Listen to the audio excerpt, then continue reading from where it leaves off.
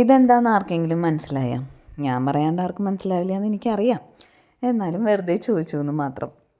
രാവിലെ കറി ഉണ്ടാക്കുമ്പോഴേ കുറേ കാര്യങ്ങൾ നമ്മൾ ചിന്തിക്കാറുണ്ടല്ലേ. തലേ ദിവസം തന്നെ നമ്മൾ ആലോചിക്കും നാളെ എന്ത് കറി ഉണ്ടാക്കണം. ആ കറി ഉണ്ടാക്കുമ്പോൾ അത് ഏറ്റവും എളുപ്പത്തിൽ ഉണ്ടാക്കാൻ പറ്റുന്നതായിരിക്കണം. അതുപോലെ തന്നെ നല്ല ടേസ്റ്റും ആയിരിക്കണം. പിന്നെ വളരെ കുറഞ്ഞ ഇൻഗ്രീഡിയൻസ് ഉപയോഗിച്ചിട്ടുള്ളതായിരിക്കണം. അങ്ങനെയൊക്കെ നോക്കുമ്പോൾ ഒരു എളുപ്പത്തിലൊരു കറി പറയട്ടെ.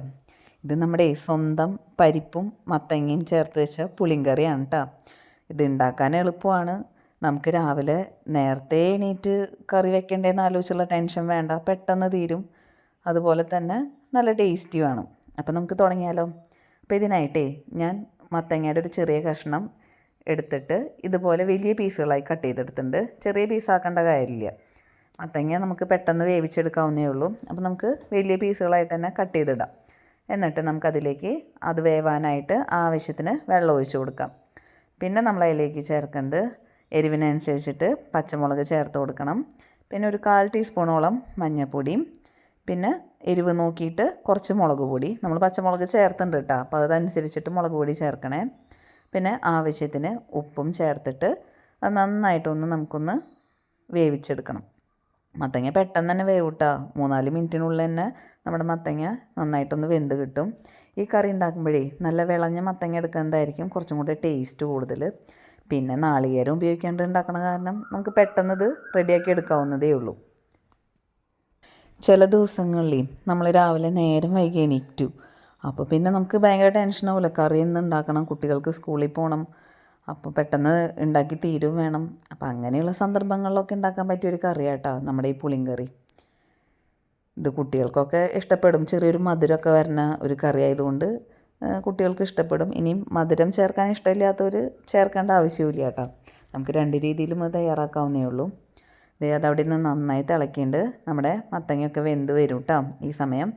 അപ്പോൾ നമ്മൾ തിളച്ചൊക്കെ കഴിഞ്ഞ് കുറച്ച് കഴിഞ്ഞ് നമ്മൾ അതിലിത്തിലേക്ക് കായം പൊടി ചേർക്കുന്നുണ്ട്.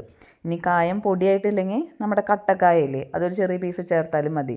അതിൽ ഇത്തിരി കായത്തിൻ്റെ ഫ്ലേവർ മുന്നിട്ട് നിൽക്കുന്നത് നല്ല ടേസ്റ്റ് ആയിരിക്കും.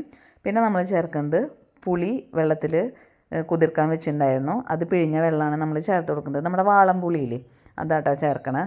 പുളിയൊക്കെ നോക്കിയിട്ട് ഓരോരുത്തരുടെ ടേസ്റ്റിനനുസരിച്ചിട്ട് ആവശ്യത്തിന് ചേർത്ത് കൊടുക്കാം. അപ്പോൾ അത് നന്നായി തിളച്ച് നമ്മുടെ മത്തങ്ങയൊക്കെ നന്നായി വെന്ത് കിട്ടിയിട്ടുണ്ട്. നന്നായി വെന്ത് കഴിഞ്ഞാൽ നമ്മൾ അതിലേക്ക് ചേർക്കുന്നത് നേരത്തെ വേവിച്ച് വെച്ച പരിപ്പാണ്. ഞാനിവിടെ പരിപ്പ് വെറുതെ വെള്ളം ഒഴിച്ച് വേവിച്ച് വെച്ചതാണ്. ഉപ്പോ മഞ്ഞൾപ്പൊടി ഒന്നും ചേർത്തിട്ടില്ല. നമ്മൾ ഈ മത്തങ്ങ വേവിക്കണേലെല്ലാം ചേർത്തിട്ടുണ്ടല്ലോ. നമ്മുടെ പരിപ്പും വേവിച്ചത് അതിലേക്ക് ചേർത്ത് നന്നായിട്ടൊന്ന് യോജിപ്പിച്ച് കൊടുക്കാം. എന്നിട്ട് ഈ സമയത്ത് ടേസ്റ്റ് നോക്കിയിട്ട് നമുക്ക് അതിൽ കായം പൊടിയോ പുളിയോ അങ്ങനെ എന്തെങ്കിലും കുറവുണ്ടെങ്കിൽ വീണ്ടും ചേർത്ത് കൊടുക്കാം. ഞാൻ ടേസ്റ്റ് ചെയ്ത് നോക്കിയപ്പോൾ എനിക്ക് ഇത്തിരി കായം പൊടി കുറവ് പോലെ തോന്നി. അപ്പോൾ ഞാൻ വീണ്ടും അതിലേക്ക് ഇത്തിരി കായം പൊടി ചേർത്തിട്ടുണ്ട്. പിന്നെ നമ്മൾ ശർക്കരപ്പാനി ഇവിടെ ഉണ്ടായിരുന്നു. അപ്പോൾ അത് സ്വല്പം ഞാൻ ചേർത്ത് കൊടുത്തിട്ടുണ്ട്. ഒരു 1/2 ടീസ്പൂണേ ചേർത്തിട്ടുള്ളൂ, ഒരു മധുരത്തിന് വേണ്ടിയിട്ട്. അപ്പോൾ നമ്മുടെ എരിവും പുളിയും ഉപ്പും ഒക്കെ ഒന്ന് ബാലൻസായി കിട്ടും. ഇനി അത് ചേർക്കണം എന്നില്ല, അത് ഓപ്ഷണലാണ്. ഇനി ശർക്കര പാനിയായിട്ടില്ലെങ്കിൽ ഒരു ചെറിയ കഷ്ണം ശർക്കരയുടെ കഷ്ണം ഇതിലേക്ക് ചേർത്ത് കൊടുത്താലും മതി. അത് അതിൽ കിടന്ന് ഉരുകി അത് എല്ലാം മിക്സ് ആയിക്കോളും. പിന്നെ ഞാൻ നേരത്തെ പറഞ്ഞില്ലേ, മധുരം ഇഷ്ടമില്ലാത്തൊരു ചേർക്കേണ്ട ആവശ്യമില്ല കേട്ടോ. പിന്നെ നമ്മളത് താളിച്ചിടേ വേണ്ടൂ. നമ്മുടെ കറി റെഡിയായി. എത്ര പെട്ടെന്നല്ലേ. അപ്പോൾ താളിച്ചിടാനായിട്ട് ഒരു പാനിലേക്ക് ആവശ്യത്തിന് വെളിച്ചെണ്ണ ഒഴിച്ച് കൊടുത്തിട്ടുണ്ട്. അത് നന്നായി ചൂടായി വരുമ്പോൾ നമ്മളതിലേക്ക് കടുകും ഉലുവയും ചേർത്തൊന്ന് പൊട്ടിച്ചെടുക്കുക. പിന്നെ നമ്മൾ ചേർക്കുന്നത് വറ്റൽമുളകാണ്. പിന്നെ കുറച്ച് കറിവേപ്പിലയും ചുവന്നുള്ളി അരിഞ്ഞതും ചേർത്ത് കൊടുക്കുന്നുണ്ട്. ചുവന്നുള്ളി ഒരു 4-5 എണ്ണം മതി കേട്ടോ. അത് ചെറുതായിട്ട് വട്ടത്തിൽ അരിഞ്ഞത് നമ്മൾ ചേർത്ത് കൊടുത്ത് നന്നായിട്ടൊന്ന് മൂപ്പിച്ച് കൊടുക്കണം. ഈ ഉള്ളിയൊക്കെ നന്നായി മൂത്ത് നല്ല ബ്രൗൺ കളറാവണം. എന്നാലാണ് നമ്മുടെ കറിയിലേക്ക് ചേർക്കുമ്പോൾ നല്ല ടേസ്റ്റ് വരുള്ളൂ. ഉള്ളിയുടെ മുരിഞ്ഞ സ്മെല്ലൊക്കെ നമ്മുടെ കറിയിലേക്ക് കിട്ടണം. എന്നാലാണ് അതിൻ്റെ ടേസ്റ്റ് ശരിക്കും കിട്ടുള്ളൂ കേട്ടോ. അപ്പോൾ അതേ നമ്മുടെ ചെറിയ ഉള്ളിയൊക്കെ നന്നായി മൂത്ത് വരുന്നുണ്ട്. അപ്പോൾ നമുക്കത് നന്നായി മൂത്തതിന് ശേഷം നമ്മുടെ കറിയിലേക്ക് ഒഴിച്ചു കൊടുക്കാം. നമ്മുടെ ചുവന്നുള്ളിയൊക്കെ വെളിച്ചെണ്ണയിൽ കിടന്ന് നല്ല ബ്രൗൺ കളറായിട്ട് നമുക്കിനി ഇത് കറിയിലേക്ക് ചേർത്ത് കൊടുക്കാം. ഇനി വെളിച്ചെണ്ണയ്ക്ക് പകരം ഇത് നെയ്യിൽ വഴറ്റിയെടുത്ത് കഴിഞ്ഞാലും നല്ല ടേസ്റ്റ് തന്നെയായിരിക്കും കേട്ടോ. ഞാൻ അവിടെ വെളിച്ചെണ്ണയാണ് എടുക്കാറെന്ന് മാത്രം. അപ്പോൾ നമ്മുടെ കറി റെഡിയായി. വളരെ പെട്ടെന്ന് തന്നെ റെഡിയായില്ലേ. നാളികേരം വേണ്ട, അധികം ഇൻഗ്രീഡിയൻസ് ഇല്ല, എന്നാൽ ആവശ്യത്തിന് ഉള്ള ഒഴിച്ച് കറി നമ്മൾ ഉണ്ടാക്കുകയും ചെയ്തു.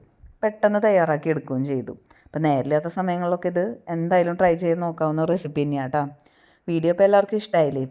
ഇഷ്ടമായ എല്ലാവരും ലൈക്ക് ചെയ്യാനും ഷെയർ ചെയ്യാനും സബ്സ്ക്രൈബ് ചെയ്യാനും കമൻറ്റ് ചെയ്യാനും മറക്കല്ലേ കേട്ടോ. നിങ്ങളുടെ ഫീഡ്ബാക്കൊക്കെ കമൻറ്റിലൂടെ അറിയിച്ചാൽ മാത്രമേ നമുക്ക് അതനുസരിച്ചിട്ട് അടുത്ത റെസിപ്പികൾ ട്രൈ ചെയ്യാൻ പറ്റുള്ളൂ. അപ്പം നമുക്ക് വീണ്ടും അടുത്ത വീഡിയോ കാണാം. താങ്ക്